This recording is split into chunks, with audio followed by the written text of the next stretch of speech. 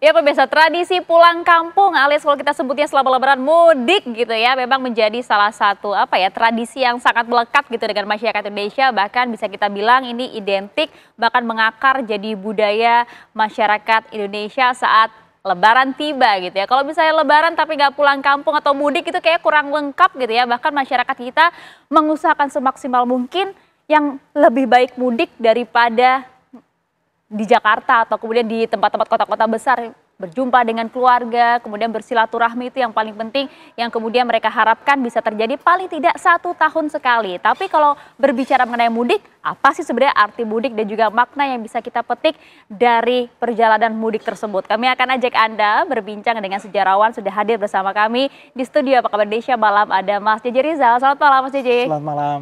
Assalamualaikum Mas JJ. Nah ini pakarnya nih ya, kalau bertanya-tanya soal mudik dan juga sejarah apapun, nah ini dia nih ahlinya gitu Mas. Jadi kalau kita sering ngomong gitu ya, memudik setiap lebaran gitu ya, sebelum kita membahas mengenai sejarah ya, sebenarnya istilah mudik ini diambil dari mana sih Mas? Ya itu sebenarnya bahasa Melayu ya, terutama digunakan di Batavia ya. Sebenarnya kata dasarnya tuh udik, artinya arah itu sebenarnya selatan. Jadi dulu kota benteng Batavia itu adanya di barat ya. Jadi kalau mereka punya PRT, pembantu rumah tangga, atau ada orang-orang dari desa begitu, mereka biasanya berasal dari selatan gitu, dari daerah pegunungan di selatan Batavia. Jadi ketika hari-hari raya mereka mudik begitu. Nah mudik itu artinya pergi ke selatan gitu. Nah sekarang kan orang mudik nggak hanya ke selatan, bisa ke barat, ke timur, ke utara, timur tenggara, barat laut, barat daya, segala macam. Jadi kata mudik tuh udah berkembang, bukan hanya berarti dia pergi ke selatan begitu atau berasal dari desa, tapi bisa jadi dia dari satu kota besar ke kota besar yang lain. Ada yang mudik ke Jogja itu kan nggak desa lagi gitu, dan nggak di selatan juga gitu ya. Pergi ke Surabaya gitu tuh kan sebelum Batavia jadi kota besar, Surabaya lebih dulu jadi kota besar. Jadi makna mudik itu nggak lagi menyangkut arah dia ke selatan, tapi udah ke segala macam arah, bukan hanya antara kota gitu dengan desa, kota dengan kampung, tapi antar kota dengan kota, kota besar dengan kota besar. Itu dia Mas, kalau kita lihat nih apalagi kan pemudik motor gitu ya, waduh masih terus diminati, masih cukup ramai di lebaran tahun ini gitu. Kalau Anda melihat sebenarnya ya para pemudik, terutama para pemudik motor yang saat ini kami tampilkan nih ya, yang ada di layar kaca tuh kan, bahkan ada satu motor bisa 4-3 orang gitu ya, bersama dengan istri dan juga anak mereka. Intinya mereka akan mengusahakan semaksimal mungkin bagaimanapun itu dengan berbagai keterbatasan mereka akan pulang. Mau menempuh jarak jauh berbelas-belas jam juga dijabanin gitu Mas. Iya. Sebenarnya apa sih yang kemudian dimaknai gitu oleh masyarakat kita hingga kemudian mudik ini jadi suatu keharusan gitu? Iya, tradisi Islam ini kan nyebutnya Idul Fitri ya. Idul Fitri itu dari kata id gitu, kembali artinya begitu ya. Idul Fitri dia kembali ke fitri. Maksudnya kembali ke tempat asalnya begitu ya. Dan biasanya kefitrian itu identik kembali ke Tuhan, atau kefitrian itu identik dengan ibu begitu ya. Jadi di mana ada ibu tinggal gitu ya, dia di desa, maka dia akan nyamperin atau dia akan pergi ke sana. Jadi seluruh rintangan, seluruh hal-hal yang dianggap sangat menyulitkan secara ekonomi, nggak tertanggungkan, dia akan ikhtiarin gitu supaya memungkinkan untuk kembali ke asalnya gitu. Nah jadi kata Idul Fitri itu aja sudah menggambarkan sebenarnya gairah orang untuk kembali ke asal, ke tempat di mana dia berasal, kembali ke ibu gitu. Sebenarnya maknanya sendiri kembali ke Tuhan sebenarnya, tapi ada orang bilang Fitri itu seorang ibu begitu ya, maksudnya kayak orang bilang surga di telapak kaki ibu gitu ya. Performance kias untuk Tuhan itu ibu, jadi mereka kembali ke asal. Itu yang membuat semua rintangan ekonomi, sosial yang tidak memungkinkan, transportasi itu mereka akan lompati untuk bisa kembali ke asal. Kembali ke asal, paling tidak berjumpa. Jadi tidak beridul fitri kalau mereka nggak kembali ke asal. Nah itu dia kan, itu kan kayak bagaimanapun diusahakan gitu ya. Tapi nampaknya saya sebutnya apakah ini salah kaprah atau bagaimana gitu ya, kalau kita lihat beberapa tahun terakhir justru makna mudik ini dimaknai berbeda dengan sebagian masyarakat gitu ya. Justru jadi ajang flexing gitu, Mas JJ, bahkan mereka mengupayakan berbagai hal, kalau bisa kemudian mohon maaf, ngutang deh gitu, atau bahkan nyewa motor, nyewa mobil, nyewa handphone sekarang lagi marak juga tuh Mas, untuk kemudian dibawa ke kampung halaman, untuk menunjukkan apa ya, kredibilitas mereka mungkin, atau bagaimana Anda melihat Ya ini? sebenarnya itu bertolak belakang kalau kita bicara Idul Fitri itu sebenarnya ujung dari hari puasa begitu ya, dimana hari puasa itu kayak latihan personal buat seorang muslim ya, kayak training personal buat seorang muslim agar dia tidak tergoda hal-hal yang sifatnya julm atau dosa begitu loh. Nah, flexing itu kan bagian dari riya dalam ajaran Islam gitu. Dan riya itu perbuatan setan sebenarnya gitu. Jadi padahal kita lagi ngelawan setan ya Mas bulan ini. Kita tidak beridul fitri apabila kita gampang tergoda. Padahal puasa sendiri itu kan hakikatnya latihan menahan diri gitu. Jadi kita puasa dari sebelum subuh sampai beduk maghrib gitu kan menahan diri gitu. Agak ya kita tahu kita lemah tapi kita punya kekuatan juga untuk menahan diri gitu dari sifat-sifat yang merupakan sifatnya setan begitu ya. Ya salah satunya riya itu. Gitu. Tapi kenapa masih banyak saja ya Mas bahkan hingga saat ini gitu? Ini fenomena apa sebenarnya? Ya itu fenomena puasa dan Idul Fitri sendiri sebenarnya kan fenomena bukan lagi agama tapi peristiwa budaya, dan dalam peristiwa budaya ini campur baur segala macam ya, ada yang tadi Mbak bilang itu soal riya, pamer, karena menyangkut dari pulang dari kota besar pergi ke desa, dia harus nunjuki bahwa ada perubahan gitu. Bukan perubahan pada dirinya yang menjadi secara spiritual lebih, gitu ya harusnya ya. Berkembang secara spiritual, tapi dia secara material yang dia pamerkan begitu. Itu juga buat beberapa orang itu budaya yang memang mungkin mereka anggap bagian dari sukses gitu ya, ketika mereka pulang ke kampung adalah mereka bisa bisa pamer bahwa merantau ke Jakarta dan ketika pulang itu mereka nggak gagal gitu, mereka berhasil. Tapi itu bukan lebaran lagi ya, tapi menurut saya itu karena makna lebarannya itu dalam konteks ini menjadi hilang. Karena dengan begitu cepat di hari lebaran yang harusnya dia kembali ke fitrah, ke kesucian, artinya jauh dari semua yang kotor dan riya itu kotor begitu ya, dia sudah kotor lagi. Kotor lagi, itu kalau menurut Mas JJ gitu. Tapi iya karena ya, makanya tadi saya sampaikan, Masya Allah, Ustadz JJ langsung gitu. Jadi makanya itu Mas, ini mungkin bisa disebut salah kaprah gitu ya. Tapi menarik tadi Mas JJ berkali-kali menyebut lebaran gitu ya. Mengapa Mas kalau dilihat masyarakat kita justru cenderung menyebut Idul Fitri dengan lebaran, bahkan jarang gitu ya kalau misalnya kita menyebutnya Idul Fitri, tetapi justru lebih sering kita menyebutnya dengan lebaran gitu Mas. Iya, itu menandaskan bahwa sebenarnya kita lebih akrab dengan istilah lebaran ya daripada Idul Fitri gitu. Di tempat di mana biasa digunakan di negeri-negeri Arab gitu ya. Sebenarnya kata lebaran ini bagian dari tradisi pra-Islam yang diambil gitu ya oleh ketika Islam masuk begitu dan dilanjutkan.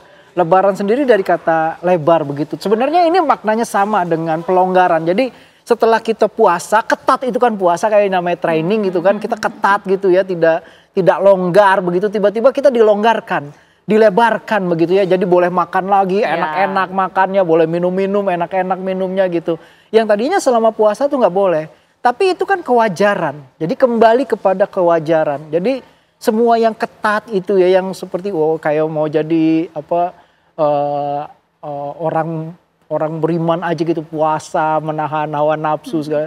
Tapi itu hanya 1 bulan dan setelah itu kita dibebaskan, diberi kelonggaran, dilebarkan untuk menikmati dunia begitu loh. Nah itu tradisi yang sebenarnya dari dunia Islam juga dikenal karena Idul Fitri itu kembali kepada yang lebih longgar, kepada yang wajarnya manusia ya, doyan makan, doyan minum, yang nikmat-nikmat begitu ya. Nah, tapi itu tradisi zaman Majapahit sebenarnya, lebaran itu yang diadopsi dari peristiwa kerajaan Majapahit yang disebut malam bulan besar di mana orang juga berpuasa pada masa itu dan kemudian mereka merayakan namanya Seba begitu ya, berkumpul bersama. Nah, ini juga mirip gitu ya? Berkumpul bersama. Jadi itu tradisi Hindu yang diadopsi oleh Islam. Karena itu Islam masuk kita juga masih menggunakan tradisi lama. Nama bahasa ilmiahnya tuh sinkretisme begitu ya. Menarik sinkretisme. Tapi kalau kita melihat baik itu mudik dalam Lebaran ini kan sebenarnya mengandung banyak nilai-nilai ya Mas. Kalau saya bisa melihat secara lebih dalam, baik itu gotong royong, silaturahmi juga berada di sana. Tapi apakah kemudian Anda melihat nilai-nilai yang penting ini akankah tergerus dengan modernisasi? Mas JJ dijawabin nanti ya Mas, sesaat lagi ya. Tetap bersama kami di Apa Kabar Indonesia Malam.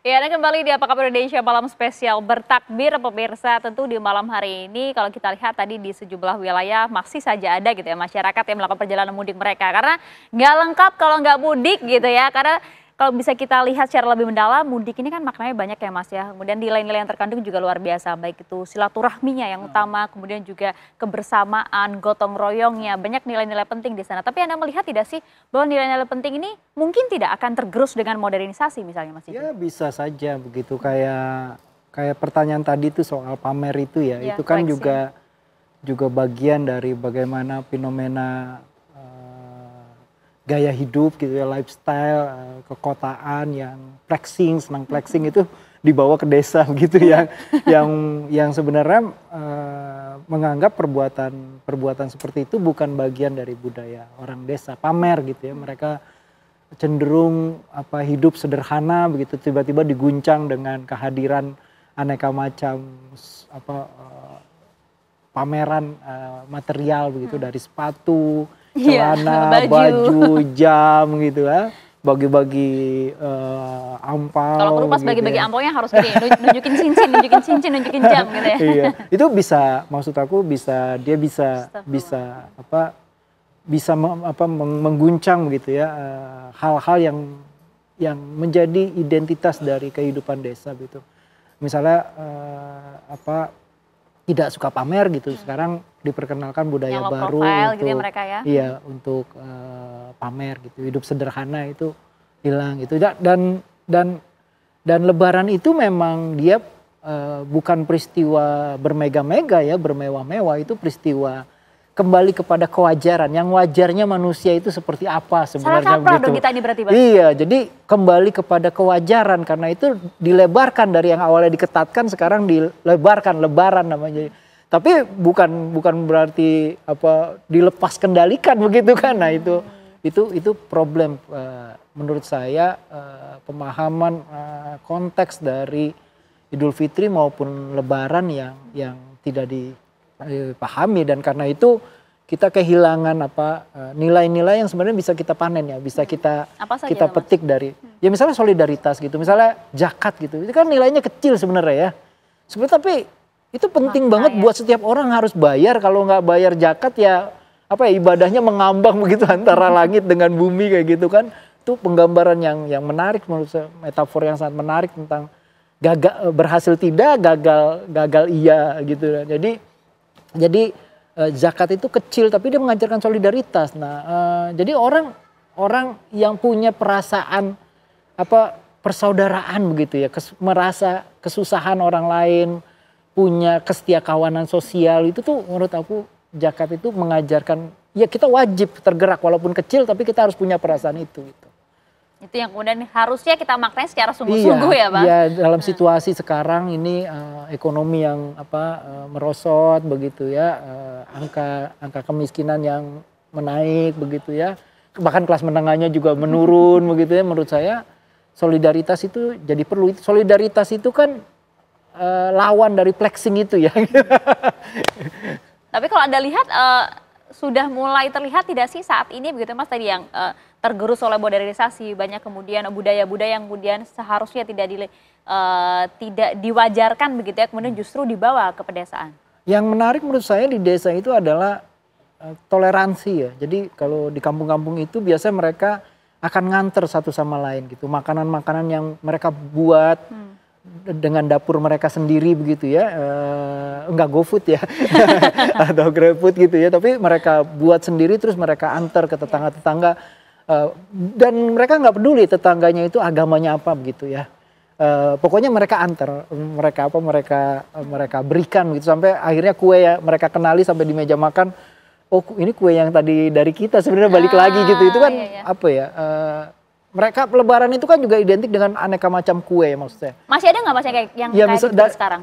Ya sistem mengantar itu kan sekarang nggak lagi orang bekerja di dapur keluarga, nggak lagi peristiwa keluarga. Padahal kita pulang ke desa gitu untuk bertemu keluarga, bikin kue bareng, numbuk uli dari beduk subuh, kebersamaan itu loh yang jadi penting. Dan kadang-kadang kue-kue yang kita bikin tuh bukan kue-kue dari tradisi Islam, misalnya kue nastar, itu kan dari anak nastar, itu kan kue Kristen itu, iya kan? Padahal identik sekali kalau kita lihat di Lebaran gitu ya. Kue semprit itu kan juga kue Natal gitu ya, kue keju begitu tuh. Bahkan kita makan sekarang dodol Cina begitu dari tradisi Xinjia begitu. Tapi ini kue-kue yang bukan dari tradisi Islam tapi ada di meja makan tiap keluarga dan itu ruang privat kan. Jadi di meja makannya kita bisa belajar nilai yang disebut toleransi itu loh ya. Solidaritas dengan agama yang lain, bukan hanya kita diajarkan dari meja makan itu perasaan yang menurut saya hari ini juga penting menurut saya, itu kebinekaan itu loh, toleransi itu loh. Itu dia dari sajian kue aja meja makannya iya. Harusnya kita bisa memaknai itu ya Mas kita makan ketupat gitu ya. Ketupat itu kan dari tradisi pra-Islam ya, dari masyarakat agraris gitu, dimakan dengan semur kadang-kadang ya. Semur itu dari bahasa Belanda semur gitu ya, terus dimasak pakai kecapnya dari peranakan Cina.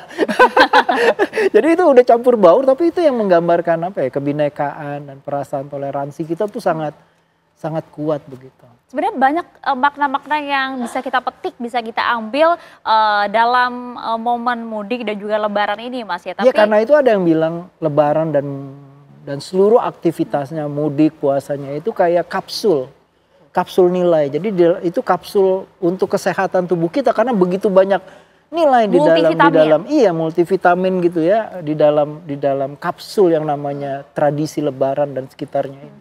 Tapi Anda melihat tidak sih tradisi Lebaran yang banyak vitaminnya ini gitu ya Mas ya, dimaknai nggak sih dengan anak-anak muda kita zaman sekarang gitu? Ya itu yang menurut saya mereka mungkin bukan lagi memikirkan itu ya, maksud saya mungkin hanya segelintir orang, tapi juga menurut saya kita sudah bersyukur segelintir orang memahami makna dari bahwa Lebaran dan peristiwa di sekitarnya itu seperti kapsul nilai yang begitu kaya menurut saya ya, sehingga buat mereka Lebaran itu bukan identik hanya mudik begitu ya, pergi ke kampung halaman, tapi bagaimana mudik ke asal kita, ke kefitrian kita, ke kesucian kita, bahwa menyadari kita makhluk yang lemah dan gampang tergoda kepentingan sesaat dan akhirnya terjebak dalam kekotoran dosa atau zulm gitu, dan lama-lama bergumul dengan dosa yang banyak dan hatinya menjadi hitam dan akhirnya menjadi gelap gitu loh. Ya, itu menyedihkan ya, apalagi kalau Indonesia yang gelap ya. Aduh, jangan sampai dong kayak gitu ya Mas ya. Tapi itu dia Mas, kayak kalau kita lihat gitu ya, sebagian orang gitu ya kemudian justru memaknai hidup di perkotaan, kota-kota besar seperti Jakarta dan lain-lain itu adalah yang begini nih harusnya hidup yang benar gitu ya. Walaupun mungkin menurut kita banyak juga tadi yang banyak kegelapan di sana yang justru mereka salah artikan gitu ya. Tapi bagaimana kemudian kita bisa mengajak mereka, para generasi muda ini untuk mengingatkan kembali esensi mudik yang begitu multivitamin tadi, nilainya begitu penting, agar mereka bisa kembali lagi ke esensi itu gitu Mas ya, Didi. Ditahan boleh ya Mas Didi ya? Ada yang mulai sesaat lagi, kita akan kembali itu kandang saja. Waduh, nuansa Lebarannya semakin terasa saja ya di studio Apa Kabar Indonesia Malam. Kembali kita membahas mengenai makna Lebaran, begitu ya pemirsa, bersama dengan sejarawan yang sudah hadir bersama dengan kami, Mas JJ. Mas JJ, kalau kita lihat Lebaran ini gitu ya Mas JJ ya, bagaimana sih kemudian esensi mudik dan juga Lebaran ini bisa dimaknai oleh kita semua termasuk juga generasi muda. Tapi sebelumnya Mas, tahan dulu nih, kita coba pantau-pantau dulu ya bagaimana kemudian suasana Lebaran di sejumlah negara. Sudah tersambung bersama dengan kami ada Zaki Al-Mubarak langsung dari Madinah, langsung dari Mekah Arab Saudi, dan juga ada relawan Mercy yaitu Dr. Tonggo Meati Francisca langsung dari Gaza, Palestina. Kita ingin lihat apakah kemudian makna kemenangan Idul Fitri juga bisa dirasakan oleh saudara-saudara kita di Gaza, Dr. Bea. Ya, Assalamualaikum warahmatullahi wabarakatuh. Waalaikumsalam warahmatullahi wabarakatuh. Ya, alhamdulillah hari ini masyarakat Gaza bisa melaksanakan sholat Idul Fitri karena jatuh di tanggal 30 Maret Idul Fitri yang ada di Gaza ini. Jadi alhamdulillah kami relawan Mercy Indonesia bisa bisa mengikuti pelaksanaan sholat Idul Fitri di dalam rumah sakit Indonesia di pelataran di sekitar ruang tunggu di depan poliklinik Rumah Sakit Indonesia. Kenapa? Karena mungkin juga kalau di luar masih terdengar bom yang bersahut-sahutan dan juga bunyi tembakan dari quadcopter. Jadi semua orang juga mungkin berjaga-jaga untuk keamanan juga. Jadi mereka memilih juga kebanyakan ikut di rumah sakit ataupun mungkin di tempat di rumah mereka dan bersama-sama dengan keluarga. Tapi yang pasti tadi alhamdulillah berjalan dengan sangat hikmat. Rasanya juga kami juga sangat haru sekali bisa melaksanakan, akhirnya Allah memberikan kami kesempatan untuk sampai pada tahap ini, untuk bisa bareng-bareng dengan masyarakat Gaza, khususnya di Beit Lahia, Gaza Utara. Jadi rasa haru itu sungguh membuncah ya, istilahnya tuh membuncah di dada karena mungkin aduh maaf ya Mbak, agak sedikit silakan Mbak, take your time. Agak sedikit mellow ya. Jadi ya beberapa hari Ramadan ini memang merupakan hari terberat buat masyarakat Gaza, ini menurut kami. Tapi begitu luar biasanya mereka tetap menggunakan pakaian terbaik mereka, tetap mereka menggunakan wangi-wangian dan segala macam, dan itu mereka tidak peduli apakah itu ada bom ataukah itu ada tembakan. Padahal itu sehari sebelum Lebaran itu masih ada sekitar 700 meter dari rumah sakit itu bom besar, dan itu melukai dengan sangat berat, dan kebanyakan itu adalah anak-anak kecil. Dan kami dari tim medis Mercy juga sempat mengobati dan membersihkan luka-luka yang luar biasa berat, dan kami tahu bahwa apa yang mereka hadapi ini sangat luar biasa berat dalam masa-masa pasca dihentikannya gencatan senjata. Dan sampai pada titik ini kami bisa bersama-sama dengan orang-orang kuat ini, itu adalah anugerah yang sangat besar bagi kami. Jadi dan kami, ya itu tadi, kami pikir kami akan melihat bagaimana suasana suram, ternyata tidak. Bagaimana dengan segala maksimal mereka untuk mempersiapkan Lebaran ini, itu yang membuat kami sangat berbahagia bahwa wah, ternyata kami ini berada di sekeliling orang-orang yang mungkin saja insya Allah mereka lebih kuat dari kami. Itu sih Mbak. Ya, Dokter Mea, kita pun di sini merasakan ya bagaimana kemudian keharuan gitu ya, kesedihan yang kemudian Anda juga rasakan karena Anda melihat langsung di sana bagaimana raut-raut wajah kebahagiaan, bahkan mungkin juga kita tidak pernah tahu rasa sedih mereka yang seharusnya di saat bulan suci Ramadan, bahkan di saat Lebaran yang seharusnya mereka bersuka cita meraih kemenangan bersama dengan keluarga, justru sebaiknya mereka melaksanakan sholat Idul Fitri di atas reruntuhan dan juga kehilangan keluarga besar mereka. Bagaimana ya kemudian Anda bisa menggambarkan suasana di sana, Dokter Mea? Baik, jadi kebetulan dari masyarakat Indonesia juga melalui Mercy juga memberikan donasinya, sehingga kami bisa kami menyalurkannya menjadi sebuah bentuk makanan khas yang akan disajikan pada hari pertama, yaitu berupa kue-kue dan itu namanya halawiyat ya di Palestina ini.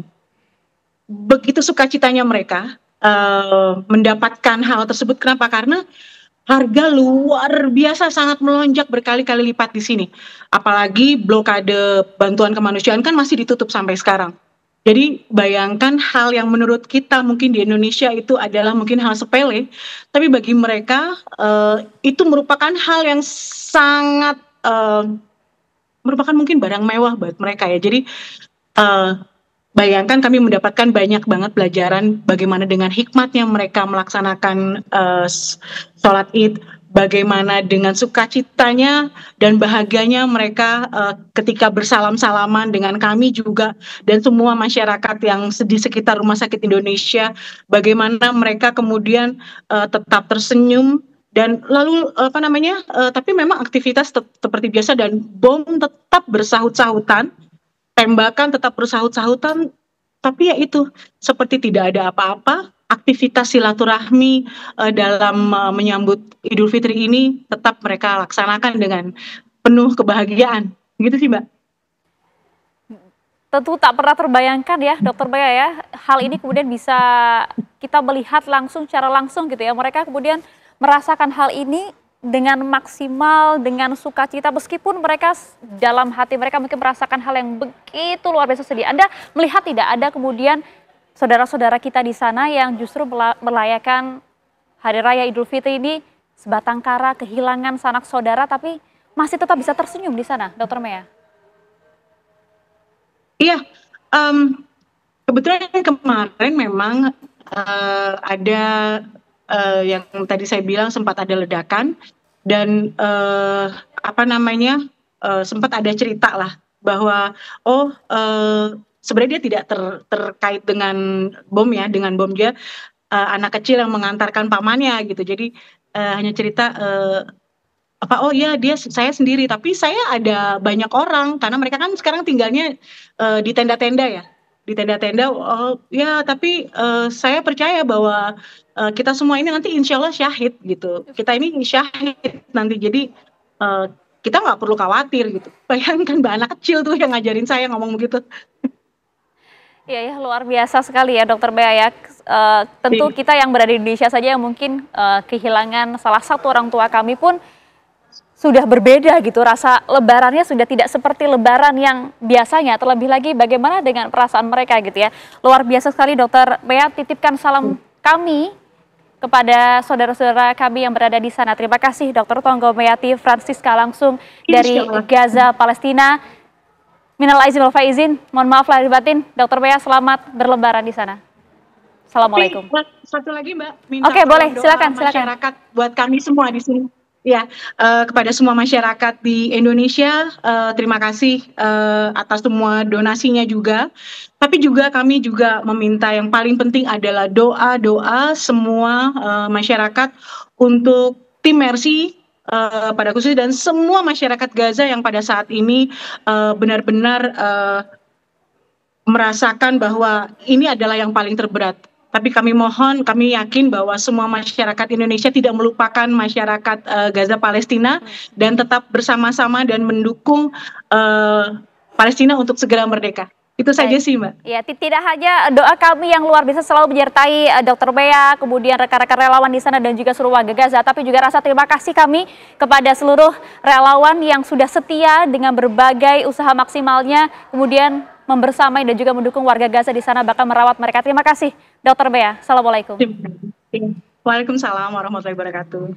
Ya, kami bergeser pemirsa dari Gaza, Palestina. Kami ingin ajak Anda melihat bagaimana suasana yang mungkin berbeda terjadi di Mekah, Arab Saudi. Sudah ada rekan kami, Zaki Al-Mubarok. Bagaimana Zaki Anda merasakan suasana lebaran langsung dari Mekah, Arab Saudi? Ya, waalaikumsalam Maria Asegaf. Memang suasananya ini sedikit berbeda dengan Indonesia. Namun saya ingin, mumpung masih mengingat tadi Dokter Mea, yakinlah bahwasanya kami di Masjidil Haram ataupun Masjid Nabawi itu setiap selepas sholat tarawih, turun witir itu ada doa kunut. Ini bisa lebih dari 10 hingga 15 menit.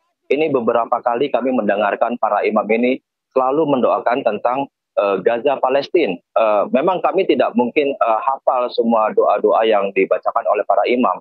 Namun pada saat kami mendengar ada kata-kata Gaza Palestina dengan nada yang begitu tinggi yang diucapkan oleh imam-imam sholat kami, terutama yang saya sangat suka sekali itu yang menyentuh itu adalah dari salah satu imam besar Masjidil Haram, yaitu Abdurrahman As-Sudais. Ini beliau sering sekali pada saat membacakan doa kunut ini, di sela-sela doanya itu selalu membacakan tentang mendoakan Gaza dan Palestina, dan itu saya juga terenyuh bagaimana mereka itu bagaimana nanti penderitaan mereka di sana menghadapi gempuran dari Israel. Nah, kembali lagi ke Mekah, memang suasananya agak sedikit berbeda tentunya bila kita bandingkan dengan di Indonesia.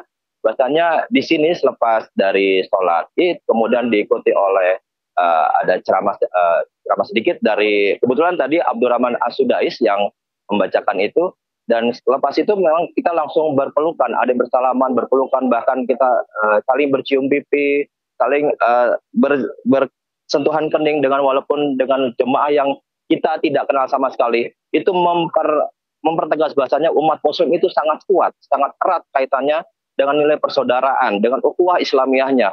Begitupun pada saat kami mulai menapakkan kaki keluar di wilayah pelataran Masjidil Haram, ini banyak sekali baik itu warga lokal maupun jamaah Muslim yang langsung mengenakan baju barunya, dan kami juga mengenakan baju baru, sengaja melepaskan baju ihram kami, karena apabila ingin masuk ke dalam ke pelataran Ka'bah itu memang kami harus memakai ihram, ditambahkan oleh para askar.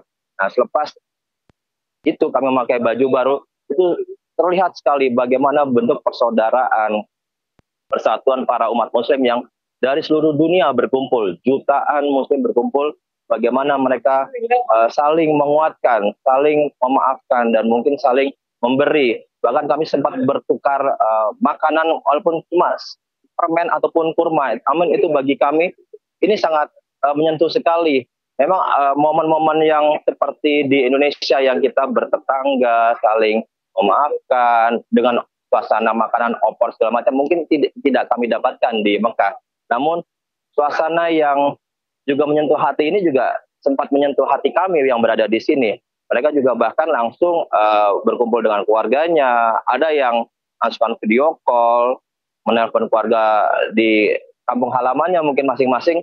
Nah, ini juga turut kami merasakannya. Dan memang suasana ini juga sebenarnya kami juga rindu dengan Indonesia. Namun inilah kewajiban kami berada di sini untuk mengabarkan langsung kepada pemirsa TV One bagaimana suasana terkini di Masjidil Haram. Memang kondisinya tidak terlalu penuh seperti 10 hari Ramadan. Ini sudah mulai agak lengang karena memang ada beberapa jemaah yang sudah kembali maupun warga lokal yang kembali ke tempatnya masing-masing. Jadi suasana pas kami melaksanakan sholat duhur tadi pun juga berbeda sekali dengan sholat duhur yang pada saat 10 hari menjelang Syawal ini. Ya, Maria Asegaf. Ya, Zaki, nampaknya begitu rindu dengan tanah air dan juga keluarga. Terlebih lagi ini adalah momen Idul Fitri yang mungkin berbeda untuk Anda. Ada tidak yang ingin disampaikan kepada keluarga di kampung halaman, Zaki? Silahkan. Ya, sebenarnya saya ya, kalau begini nanti takutnya saya menangis ini. Karena hal pertama yang saya rindukan tentunya adalah ibu saya, karena memang sempat sakit kemarin, sempat pas pada saat kami, saya dan Bobby dipanggil oleh pemimpin redaksi TV One Pak Lalumara, ini kami sendiri kaget pergi ke Mekah dan Madinah untuk umroh selama sebulan. Kami itu saja kami shock itu. Ini amalan apa yang kami perbuat sehingga kami dipercaya oleh TV One untuk pergi ke sini. Dan setelah keluar dari ruangan beliau, saya sendiri pribadi langsung menelpon ibu saya. Bu, saya dikasih kepercayaan oleh kantor untuk pergi laksanakan umroh sebulan full. Doakan semoga ini benar terjadi, saya sehat, saya mampu melaksanakan tugas dengan baik tanpa melakukan kesalahan, dan doakan saya selalu. Ini saya aja telepon dengan ibu saya aja menangis itu, saya tidak berani video call. Karena walau bagaimanapun ini saya selalu berkeluh kesah itu dengan ibu saya. Nah, sampai sekarang pun juga saya takut untuk nelpon ini, saya nunggu besok saja pada saat memang Indonesia merayakan Hari Raya Idul Fitri. Jadi semuanya kalau tiba-tiba saya menelpon untuk mengabarkan, ini saya agak terenyuh nanti. Ya, Maria Asegaf. Ya, kami pun juga merinding begitu ya mendengar apa yang Anda sampaikan. Saya yakin pasti saat ini ibu Anda sedang menonton. Ada yang ingin disampaikan untuk ibu Anda? Pesan khusus langsung dari Mekah, Arab Saudi.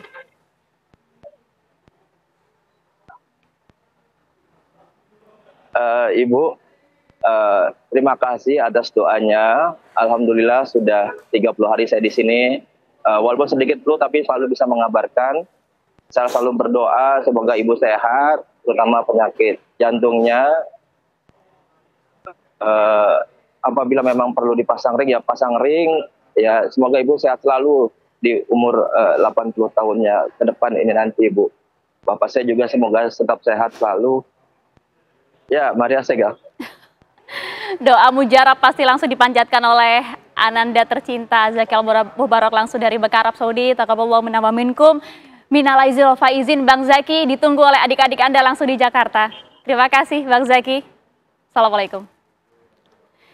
Ya, melihat nampaknya suasana berbeda ya pada saat Lebaran, begitu Mas JJ, baik itu di tanah air maupun juga di negara-negara lain gitu, terutama di negara-negara Timur Tengah ya. Apa sih sebenarnya yang terjadi?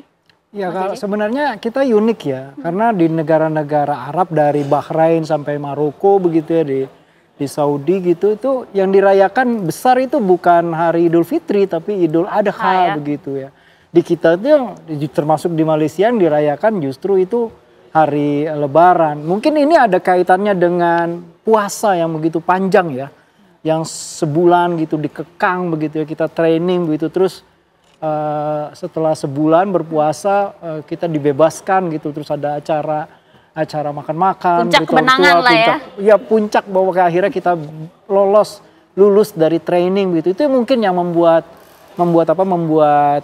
istimewa Idul Fitri di sini. Bahkan di dalam tradisi Jawa bahasanya tuh rioyo kan. Ya, rioyonya rioyo besar begitu tuh Idul Adha sebenarnya bukan Idul Fitri gitu. Jadi dalam sejarahnya juga Islam di sini paham betul bahwa yang dirayakan di negeri asalnya Islam itu bukan Idul Fitri tapi Idul Adha. Tapi boleh dong kita berbeda.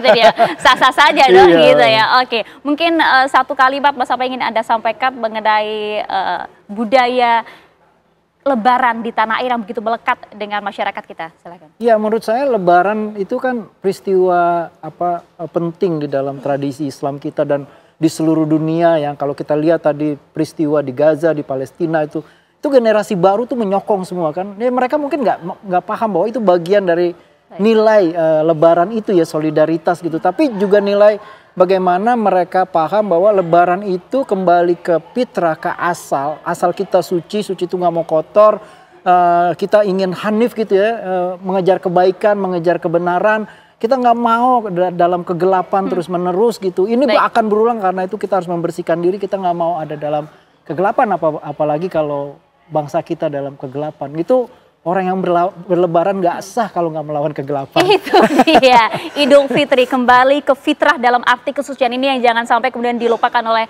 seluruh masyarakat Indonesia. Mohon maaf lahir batin, Mas JJ, selamat Lebaran. Esok hari, terima kasih banyak waktunya untuk kami di Apa Kabar Indonesia Malam. Kami akan jeda terlebih dahulu pemirsa, usai jeda kami akan kembali dengan informasi tradisi pulang kampung alias mudik saat Lebaran yang memang masih menjadi fenomena yang ditunggu-tunggu oleh masyarakat. Saat lagi informasi untuk Anda.